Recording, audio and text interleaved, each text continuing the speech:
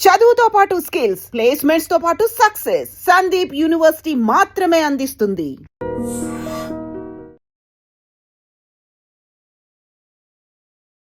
Hi hello నమస్తే welcome back to iDream media. మీకు గుర్తుందా కరోనా టైంలో స్టాక్ మార్కెట్స్ పరిస్థితి ఏ విధంగా ఉందో? ఆ టైంలో చాలా మంది భయపడి ఫండ్స్ అన్నీ కూడా రీడీమ్ చేసేసుకున్నారనమాట. కానీ కొంతమంది మాత్రం కాస్త ధైర్యంగా ఆ పెట్టుబడిని అలాగే ఉంచారు. వాళ్ళు అసలైన లాభాలంటే ఏంటో చూసారు ఆఫ్టర్ కరోనా. సో, అలాంటి టైం మళ్ళీ వస్తదా? రాదా? అని చాలా మంది క్వెషన్ పడుతున్న టైంలో ఒక టైం అయితే వచ్చింది. అదే ఇరాన్, ఇజ్రాయెల్ వార్ అనమాట. దానివల్ల కంప్లీట్ ఇది అవసరమైతే వరల్డ్ వార్ 3కి కూడా వెళ్తదేమో అనేంత డౌట్స్ ఇచ్చే విధంగా ఇప్పటికి తగ్గకుండా వెళ్తూనే ఉంది. ఇలాంటి టైం కూడా కరోనా లాగే ఇన్వెస్టర్‌కి ఉపయోగపడుతుంది అంటున్నారు కొంతమంది అనలిస్టులు. ఇప్పుడు ఇన్వెస్ట్ చేసుకున్న డబ్బులన్నీ కూడా కమింగ్ డేస్‌లో చాలా రేట్లు పెరుగుతాయంటున్నారు. మరి ఇది ఎంతవరకు నిజం? నిజంగా ఇది ఇలాగే జరుగుద్దా? లేదా? అనేది తెలుసుకుందాం. ఈరోజు ఈ విషయం ఎక్స్‌ప్లెయిన్ చేయడానికి మనతో పాటు ఉన్నారు చార్టర్డ్ వెల్త్ మేనేజర్ అయిన రమా రాజేష్ గారు. మ్యామ్‌తో మాట్లాడదాం. Hi ma'am. హాయ్. సో, ఇప్పుడున్న టైమ్స్ ఒక ఆపర్చునిటీ, గోల్డెన్ ఆపర్చునిటీ అని కొంతమంది చెప్తా ఉంటే, ఇంకో పక్క ఇదసలు ఈ ఆపర్చునిటీ ఏంటి? ఇంకా పడిపోతాయి మార్కెట్స్. అప్పుడు మా పరిస్థితి ఏంటి? మమ్మల్ని ఎవరు ఆదుకుంటారు? లిక్విడేట్ చేసేసుకుంటామని మరికొంతమందున్నారు. కరెక్ట్. ఇప్పుడున్న టైంని ఏ విధంగా చూడొచ్చంటారు? Definitely this is an opportunity. అంటే క్లియర్‌గా చెప్పాలి అంటే ఇప్పుడు సడెన్‌గా గోల్డ్ ప్రైస్ మనకి 50,000కి వచ్చేసిందనుకోండి. అప్పుడు ఏం చేస్తారు? 10 గ్రామ్స్ ఇప్పుడు ఆల్మోస్ట్ 1,60,000 ఉన్నది. పడిపోయి 50,000కి వస్తే ఏం చేస్తారు? కొనేస్తాం. ఎందుకు కొంటాం? తక్కువలో దొరుకుతుంది కాబట్టి. Exactly. Same with the market also. అంటే ఇప్పుడు మ్యూచువల్ ఫండ్స్‌లో ఎప్పుడు ఇన్వెస్ట్ చేసుకున్నా కూడా this is a golden period. Market పడుతుంది అంటే ఇన్వెస్ట్ చేయాలి. ఎక్కువ ఇన్వెస్ట్ చేయాలి. అప్పుడే మనకి రిటర్న్స్ వస్తాయి. ఈ టైంలోని భయపడిపోయి, పానిక్ అయిపోయి విత్‌డ్రా చేశారంటే వాళ్ళే ఫస్ట్ లూజ్ అయ్యేది. సో, బేసికల్లీ చుట్టూ చూసే న్యూస్‌లో గానీ, లేకపోతే సోషల్ మీడియాలో గానీ వరల్డ్ వార్ 3 అవ్వచ్చు అండ్ ఇండియా మీద కూడా అటాక్ అవ్వచ్చు. మార్నింగ్, ఈవినింగ్ గంట గంటకి అప్డేట్స్ ఇస్తున్నారు. సో, ఇలా చూసినప్పుడు ఎవ్వరికైనా మైండ్‌లో ఉండేది ఏంటి అంటే ఏం జరుగుతది? మేము పెట్టే ఇన్వెస్ట్‌మెంట్స్ ఏం జరుగుతాయి? వాటికి అంటే అయి పర్వాలేదా? పోతాయా అనేసి. వర్స్ట్ కేస్ సినారియో ఆలోచిద్దాం. నిజంగా వరల్డ్ వార్ 3 వచ్చిందనుకుందాం. వరల్డ్ వార్ 3 వచ్చినప్పుడు మార్కెట్స్ అన్నీ క్రాష్ అయిందనుకుంటే అప్పుడు రియల్ ఎస్టేట్ కూడా పడిపోద్దా? అవును. అప్పుడు గోల్డ్ ఎవరు కొంటారు? హ్మ్.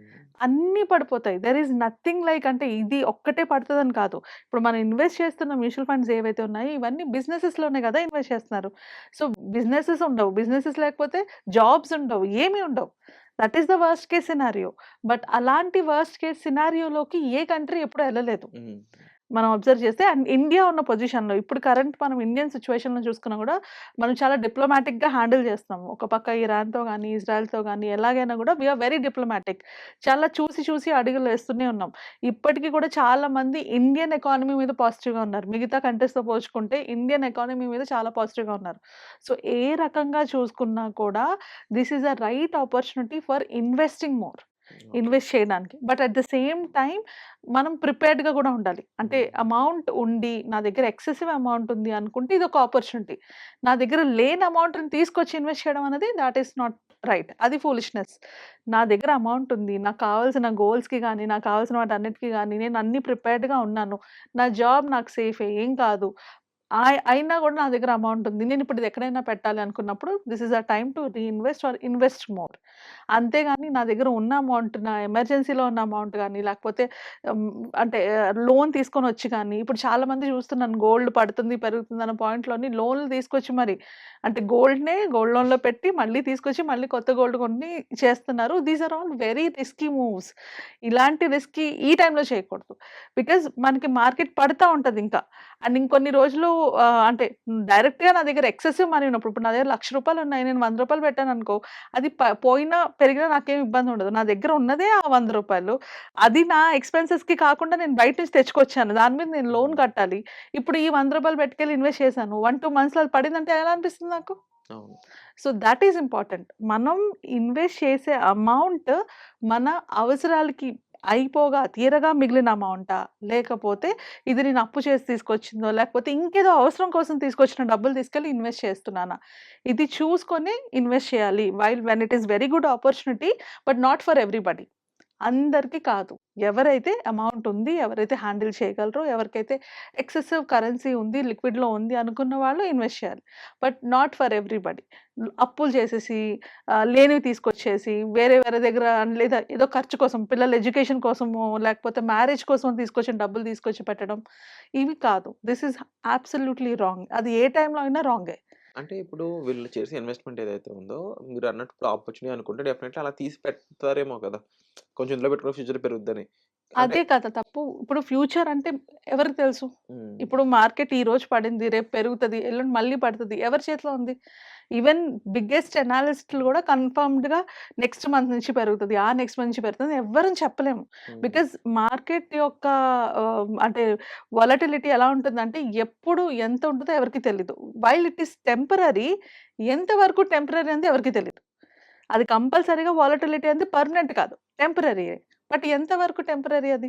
1 ఇయరా? 2 ఇయర్సా? సో, అలా తెలియనప్పుడు మనం బయట నుంచి లోన్ తీసుకొచ్చి ఇన్వెస్ట్ చేస్తే ఏం జరుగుతది? ఈలోపు మనకి ఇంకేమైనా అవసరం వస్తే? సో, అప్పులు చేసైతే ఇన్వెస్ట్‌మెంట్ అస్సలు చేయకూడదంటారు. చేయకూడదు. హ్మ్. అప్పులు చేసి investment is a very wrong choice at this point of time. అసలు ఏ టైంలో కూడా అది రైట్ కాదు. ఈ టైంలో అస్సలు కాదు. ఇన్వెస్ట్‌మెంట్ ఎప్పుడు చేయాలంటే ఎక్సెసివ్‌గా నా దగ్గర ఉన్నప్పుడు. అండ్ ఇన్‌ఫాక్ట్ ఒకవేళ మనకి అలాంటి సినారియో వస్తే ఫస్ట్ లిక్విడ్‌లో ఎక్కువ అమౌంట్ ఉంచుకోవాలి. ఓకే. ఎందుకంటే ఏదైనా అవ్వచ్చు. ఫ్యూచర్‌లో జాబ్స్ పోవచ్చు. లేకపోతే అంటే ఒకవేళ వరల్డ్ వార్ సినారియో తీసుకుంటే జాబ్స్ పోవచ్చు. ఇన్‌ఫ్లేషన్ పెరిగిపోవచ్చు. ఎందుకంటే మనకేమి దొరకదు. ఏమి అలా ఉండదు. అలాంటప్పుడు లిక్విడ్‌లో ఎక్కువ అమౌంట్ ఉండాలి.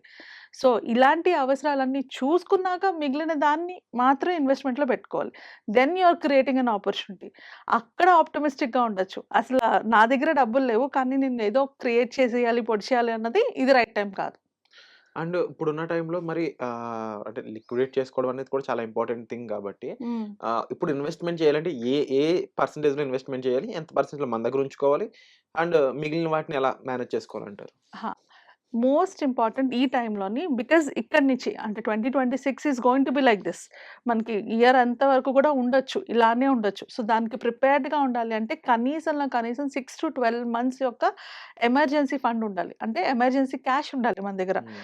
ఆ క్యాష్ కూడా ఎలా ఉండాలి? కొంత అమౌంట్ క్యాష్ రూపంలో ఉండాలి. అంటే సేవింగ్స్ అకౌంట్‌లో ఉండాలి. మేబీ 1-2 లాక్స్ వరకు మిగిలింది లిక్విడ్ ఫండ్స్‌లోని, మిగిలింది ఫిక్స్డ్ డిపాజిట్స్‌లో. ఇలా ఉంచుకుంటే అవసరం ఉన్నప్పుడు ఇమ్మీడియేట్‌గా అవసరం ఉన్న ఒక 1 లాక్ ఇమ్మీడియేట్‌గా తీసుకున్న ఎఫ్‌డీస్‌లోని మనం లిక్విడ్ ఫండ్స్‌లో పెట్టుకున్నది నెక్స్ట్ దానికి మించి అవసరం వచ్చినప్పుడు తీసుకోవడానికి యూజ్ అవుతది.